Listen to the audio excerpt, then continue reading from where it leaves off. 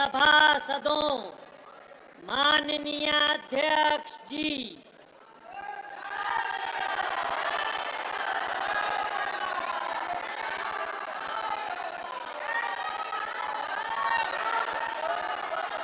प्रश्न संख्या 61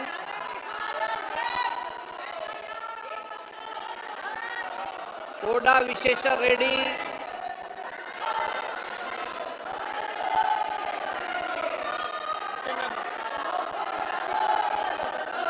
question number 61 sir. प्रश्न संख्या 61। Sir, statement is laid on the table of the. एक वक्तव्य सदन के पटल पर रखा गया है। Sir, through you sir, I like to ask the. महोदय, मैं आपके माध्यम से माननीय मंत्री जी से जानना चाहता हूं कि क्या पूरे देश में सीएनजी नेटवर्क उपलब्ध है और सीएनजी का संवर्धन करने के लिए सरकार क्या कर रही है। ये मेरा पहला पूरक प्रश्न है। Sir, the body of the. महोदय, जो इसका उत्तर है इस हिस्से का, वो जो उत्तर दिया गया है, जो पूरक प्रश्न पूछा गया है वो उत्तर में पहले ही से दिया गया है।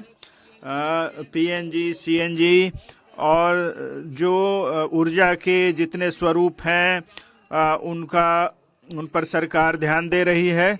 और जो पूरा देश है, यदि मैं गलती नहीं कर रहा हूं तो 26% जो हमारा जो क्षेत्र है वो इसके तहत शामिल किया गया है। जो कुल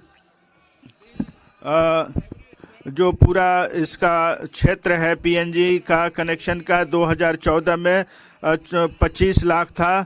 आज ये जो 1.5 करोड़ हो गया है। जहां तक सीडीजी वक्तव्य का सवाल है, इसमें भी वृद्धि हुई है, इसकी संख्या वृद्धि हुई है। जहां तक भौगोलिक क्षेत्र का सवाल है, जो पूरा देश है वो इसके तहत आ गया है, इसके दायरे में लाया गया है, स्वच्छ ऊर्जा के दायरे में लाया गया है। अब हमारा जो देश का जो भूमि क्षेत्र है उसके पार भी जो हमारे द्वीप हैं वहाँ भी हम इसे ले जाना चाहते हैं। जो सिलेंडर गैस है 2014 में जिसकी संख्या कम थी, 14 करोड़ कनेक्शन था, आज हमारे पास 33 करोड़ 40 लाख कनेक्शन है। पीएनजी जो 5 लाख था, जो पीएनजी था, जो संख्या है स्टेशन है। महोदय, ये जो प्रश्न है कि कितने कनेक्शन है हैदराबाद शहर से संबंधित है, और जहाँ पे जो आवंटित है उसमें 83 स्टेशन है और 55,000 इसके उपभोक्ता हैं, और वहाँ पे और जो उसका विस्तार किया जा रहा है। जो पाइप नेचुरल गैस है, सीएनजी है और सीजीडी है, और यहाँ तक कि जो सीबीजी है, बायोगैस है, उसको भी इसमें शामिल किया गया है। और देश ने उल्लेखनीय प्रगति इस क्षेत्र में की है।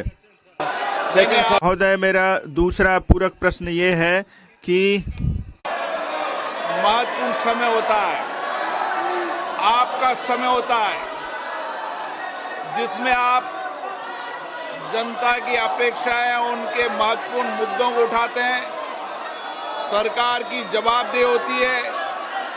कई मंत्रालय विभागों के अंदर आपके हुए उठायों से मंत्रालय विभाग में जवाब देते होती है। और मुझे कई मान्य सदस्यों ने कहा कि प्रश्नकाल बहुत मुश्किल से उनका आता है, और आपका व्यवहार जिस तरीके से रहता है ये सदन की गरिमा के अनुकूल नहीं है। माननीय सदस्यगणों, आप इतनी पुरानी राजनीतिक दल के संसद सदस्य हो, मान्य हो, जिनका बहुत बड़ा योगदान इस सदन के अंदर मर्यादा और गरिमा के रहा है। लेकिन आप जिस राजनीतिक दल के सदस्य हो, वह राजनीतिक दल के लोग देखेंगे आप किस तरीके से सदन में व्यवहार करते हैं। तख्तियां लेकर आते हैं, नारेबाजी करते हैं, मेजे ठोकते हैं। ये सदन की गरिमा के अनुकूल नहीं है। मैं आपसे फिर आग्रह कर रहा हूं कि संसद की मर्यादा गरिमा को बनाए रखो। दुनिया का सबसे बड़ा लोकतंत्र है और लोकतंत्र के अंदर हमारी पारदर्शिता जवाबदेही दुनिया जानती है। हम जिस तरीके का व्यवहार करेंगे, आचरण करेंगे देश की लोकतांत्रिक संस्थाओं में, उसका क्या संदेश जाएगा। माननीय वेणुगोपाल जी, आप इनको ये सिखाते हो क्या? नारेबाजी करना, तख्तियां लेकर आना, मेज थपथपाना, ये आपकी पार्टी के संस्कार नहीं रहे। लेकिन जो नई पीढ़ी जिस तरीके के संस्कार कर रही है, वो सारा देश देख रहा है। किस तरीके से जनता के करोड़ों रुपए खर्च संसद में होते हैं। मैं पुनः आपसे आग्रह करता हूं, आप सब मानिए, लाखों लोगों ने आपको चुनकर भेजा है। लोगों की अपेक्षाएं, आकांक्षाओं को उठाने के लिए, तख्तियां लेकर मेजें खोदने के लिए नहीं भेजा है। मैंने पुनः आपसे आग्रह किया है, आप अपने अपने आसन पर जाएं। प्रश्नकाल के बाद नियमों के तहत आपको हर मुद्दे विषय पर बोलने दिया जाएगा। मैं फिर कह रहा हूं, तख्तियां लेकर आने पर सदन नहीं चलेगा। आप या तो सीट पर जाएं, नहीं तो सदन की कार्रवाई आज 2 बजे तक के लिए स्थगित की जाती है।